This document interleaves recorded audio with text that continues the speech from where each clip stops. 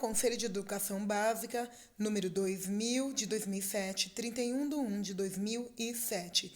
Parecer quanto à abrangência das diretrizes curriculares nacionais para a educação das relações étnico-raciais e para o ensino de história e cultura afro-brasileira e africana.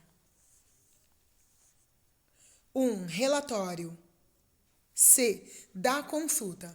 Consultam este Conselho Nacional de Educação a diretoria executiva do CERT, senhora Maria Aparecida Silva Bento, em conjunto com as senhoras Rita Coelho, Ângela Barreto, Maria Aparecida Freire e Maria Lúcia A. Machado, representando o Comitê Diretivo do MIEIB. A consulta refere-se à abrangência das diretrizes curriculares nacionais para a educação das relações étnico-raciais e para o ensino de história e cultura afro-brasileira e africana no que diz respeito à educação infantil.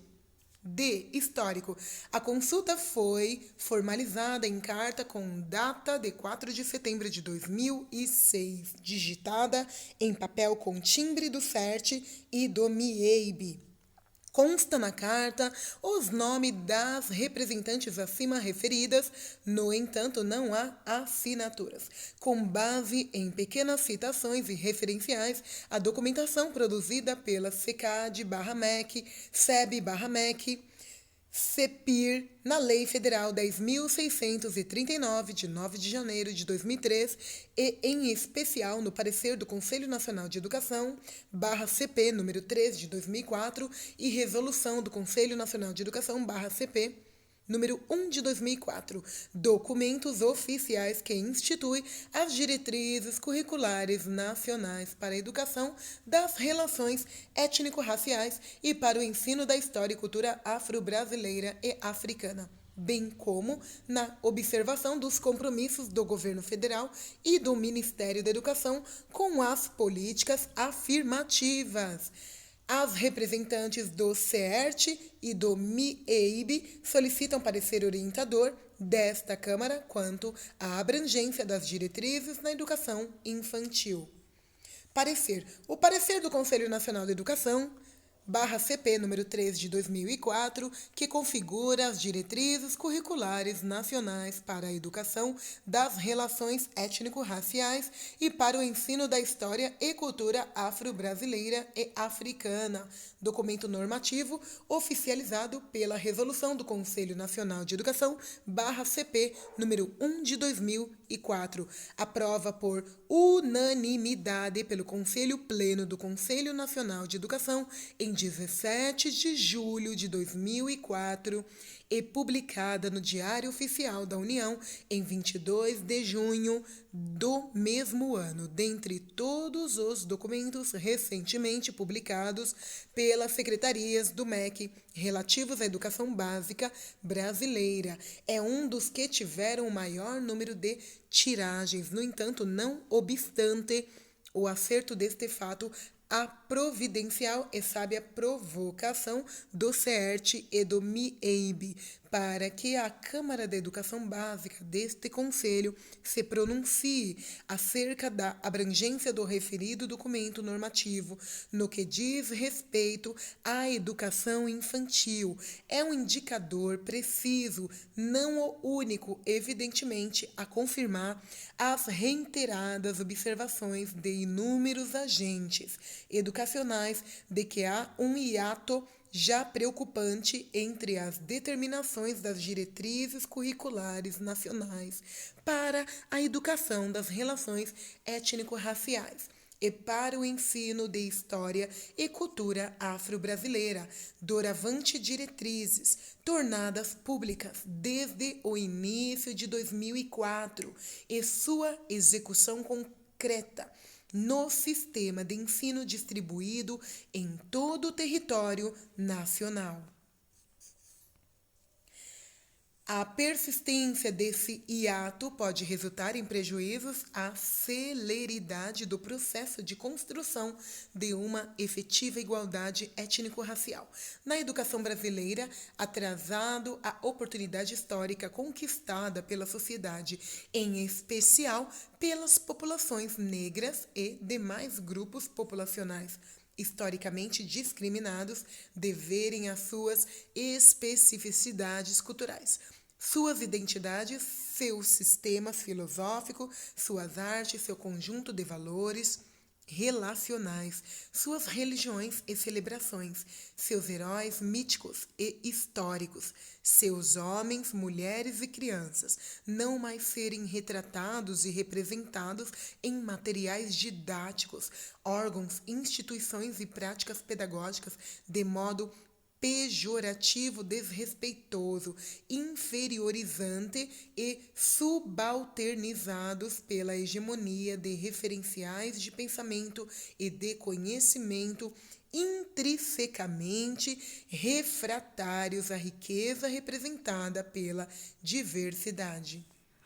Mesmo que a existência de problemas práticos concretos, em alguns casos, possa dificultar o cumprimento integral das determinações das diretrizes, dentre eles, salvo as louváveis exceções conhecidas, há ainda escassa produção e distribuição de material didático, diversificado de qualidade e adequado aos níveis de ensino, assim como a insuficiente atenção oficial dada ao necessário processo de formação de professores, com conteúdos específicos e metodologias apropriadas aos objetivos preconizados pelas diretrizes.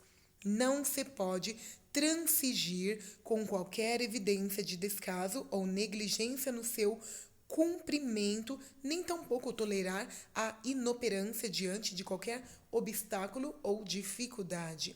Além das razões legais que determinam a obrigatoriedade da sua execução, a comprovada existência de desigualdades étnicos raciais atestadas em estudos publicamente disponíveis produzidos por órgãos oficiais como, por exemplo, o INEP, o IBGE e o IPEA, bem como em estudos publicados por vários pesquisadores na área de educação. Agregam razões históricas, sociais e étnicas suficientes para que as referidas diretrizes traduzam-se rapidamente em ações efetivas em todas as instâncias do sistema educacional brasileiro, sejam elas municipais, estaduais ou federais.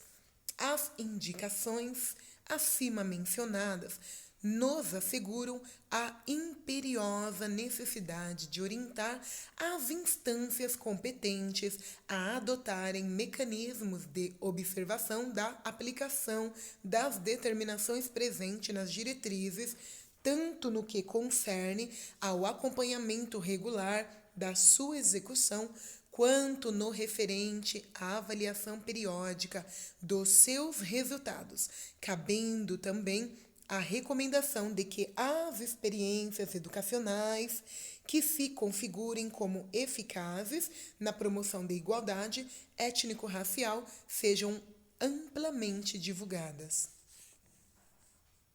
Quanto à abrangência das diretrizes no âmbito da educação infantil, objeto específico da consulta feita a esta Câmara, os textos normativos não deixam margem para dúvidas.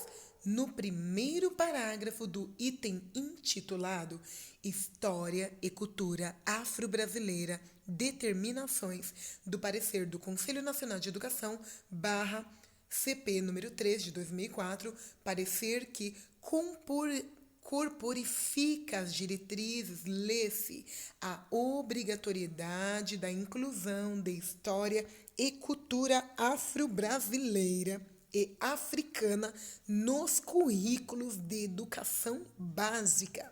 Trata-se de decisão política com fortes repercussões pedagógicas, inclusive na formação de professores. Negrito do relator. No que diz respeito à composição dos níveis escolares, a relação é insofismável. A Lei nº 9394, de 20 de dezembro de 1996, LDB, estabelece no inciso 1º do artigo 21 que a educação básica é formada pela educação infantil, ensino fundamental e ensino médio. Negrito do relator. Disso decorre que a clareza da inclusão da educação infantil na órbita de incidência das diretrizes é cristalina.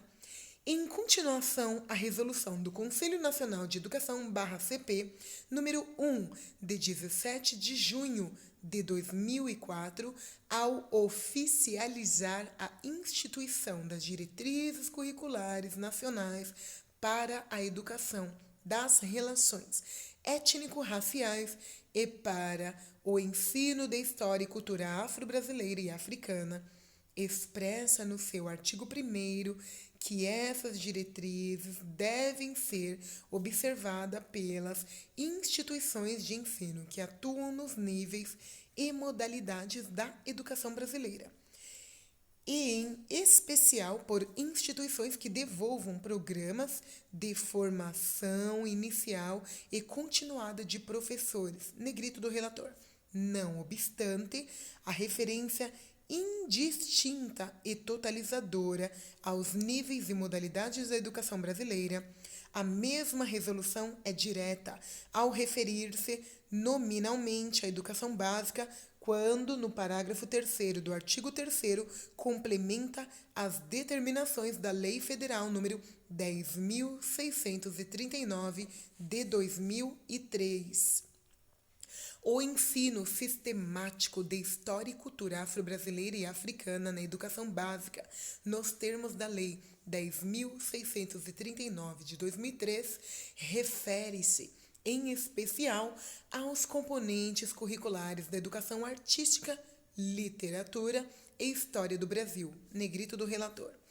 Cabe observar que, embora os conteúdos da educação infantil não sejam organizados em componentes curriculares, os temas referentes à história e cultura afro-brasileira e africana devem estar presentes no conjunto de todas as atividades desenvolvidas com as crianças.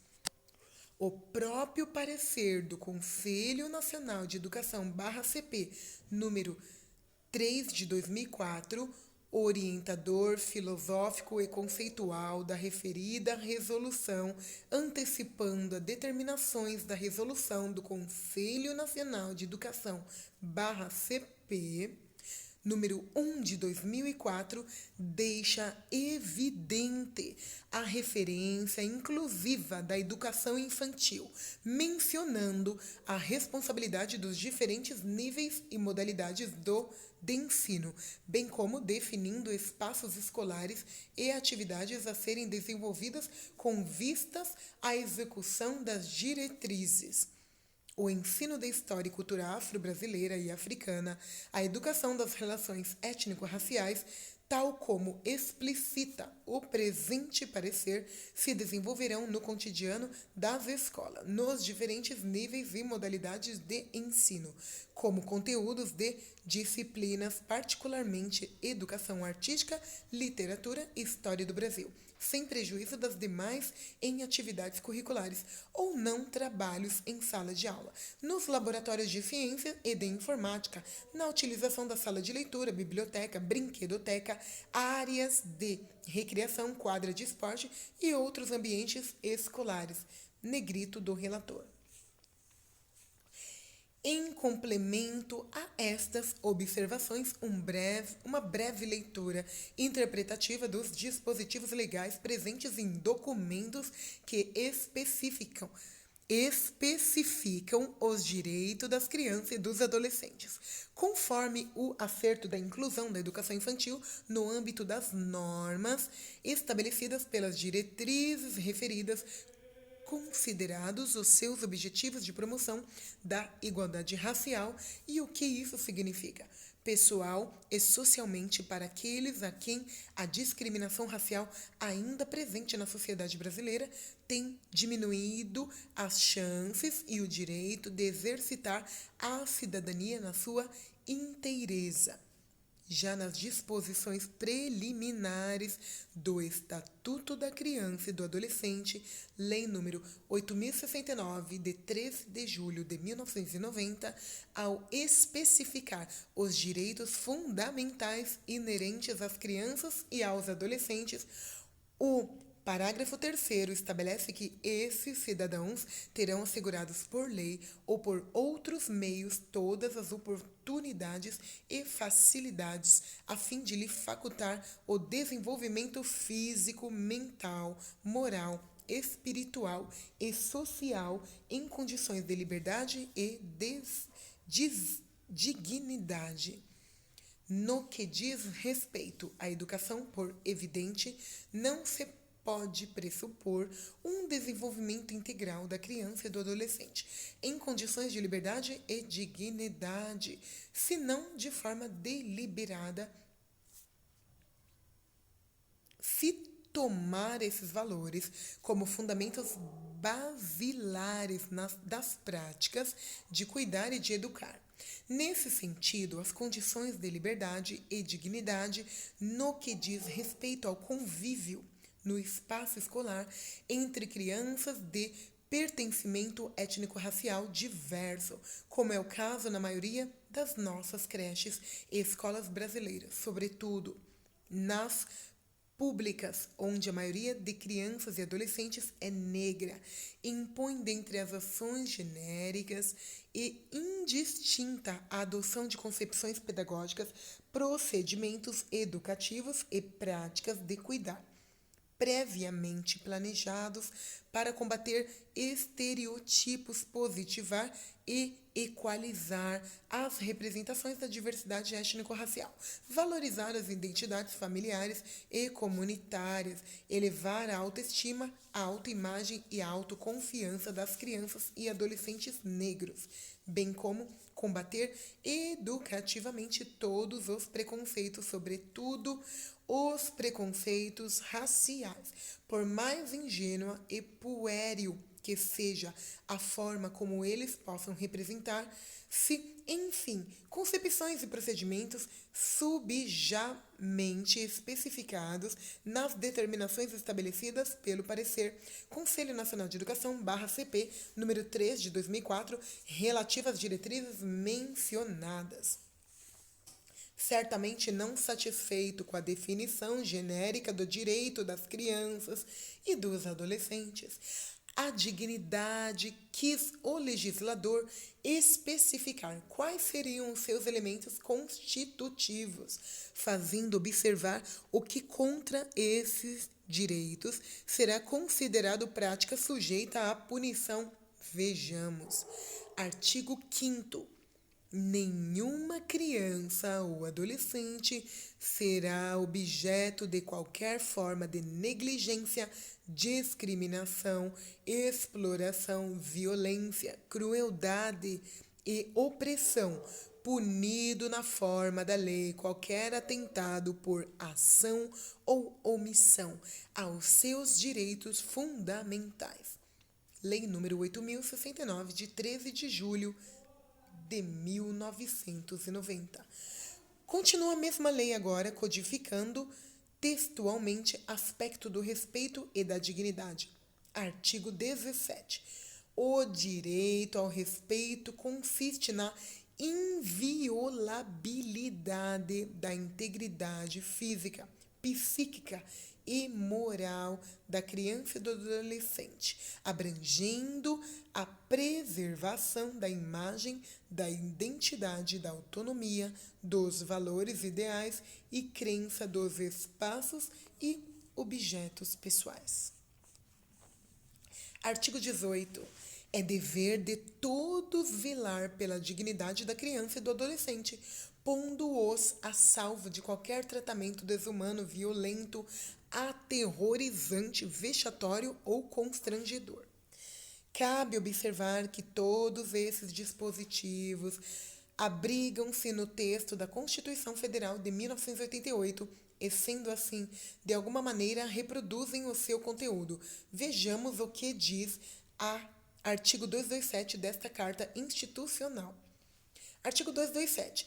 É dever da família, da sociedade e do Estado assegurar à criança e ao adolescente com absoluta prioridade o direito à vida, à saúde, à alimentação, à educação, ao lazer, à profissionalização, à cultura, à dignidade, ao respeito, à liberdade e à convivência familiar e comunitária, além de colocá-los a salvo de toda forma de negligência, discriminação, exploração, violência, crueldade e opressão. Ampliando um pouco mais o escopo das observações e argumentos, não só relativo à obrigatoriedade legal e normativa, mas à necessidade histórica, social e ética de aplicação das diretrizes para a educação infantil. Pode-se recorrer à Convenção sobre os Direitos da Criança, em vigor internacional desde 2 de dezembro de 1990, e que foi ratificada pelo governo brasileiro em 24 de setembro do mesmo ano, no artigo 29, ao emitir orientações aos Estados. Parte da Convenção sobre a Educação das Crianças recomenda preparar a criança para assumir uma vida responsável, numa sociedade livre com espírito de compreensão, paz, tolerância, igualdade do sexo e amizade entre todos os povos, grupos étnicos, nacionais e religiosos e pessoas de origem indígena. Negrito do relator. A decisão constitucional de incluir a criança e adolescente no âmbito da cidadania, codificando legalmente os seus direitos fundamentais, dentre eles os mencionados direitos à dignidade, ao respeito, à liberdade e à não discriminação, foi sabiamente interpretada pela relatora do texto das diretrizes ao incorporar a educação infantil no órbita da sua abrangência. Ao fazer isso, transformou as diretrizes além do texto normativo específico voltado à promoção da igualdade étnico-racial na educação em documento calcionador e, ao mesmo tempo, complementar de uma política pública de Estado relativa à proteção dos direitos da criança e dos adolescentes, em especial daquelas que, historicamente, mais têm sofrido com a violação dos seus direitos, as crianças e os adolescentes negros. Em um país com metade da população negra e com um histórico de quase 400 anos de escravidão, a contar do início do nosso ingresso involuntário no mundo moderno em 1500, o longo processo de construção da democracia só se concluirá na sua plenitude, quando se igualizar as oportunidades, os direitos e as condições mínimas de existência, liquidando-se de uma vez por todas com a discriminação racial. Na nossa história republicana, nunca houve momento mais propício para a radicalização desse processo. Nesse sentido, as diretrizes pela oportunidade do seu surgimento e pelo objetivos preconizados nas suas determinações no que diz respeito à construção da igualdade étnico-racial, configura-se como um documento normativo ímpar, cuja aplicação imediata da educação infantil à educação superior é uma necessidade indiscutível. Voto do relator. Com base nos documentos legais e normativos consultados, não há dúvidas quanto à inclusão da educação infantil no âmbito de incidência das diretrizes curriculares nacionais para a educação das relações étnico-raciais e para o ensino de história e cultura afro-brasileira. No entanto, os argumentos que embasam a consulta, somados às observações de vários agentes educacionais ouvidos pelo relator deste parecer, indicam a necessidade urgente de adoção de mecanismos de incentivo à implementação das diretrizes, bem como as decorrentes ações de acompanhamento e avaliação do seu cumprimento em todo o território nacional. Brasília, Distrito Federal, 31 de janeiro de 2007. Conselheiro Wilson Roberto de Matos. 3. Decisão da Câmara. A Câmara de Educação Básica aprova por unanimidade o voto do relator. Sala das Sessões, 31 de janeiro de 2007. Conselheira Cléria Brandão, presidente. Conselheira Maria Beatriz, vice-presidente.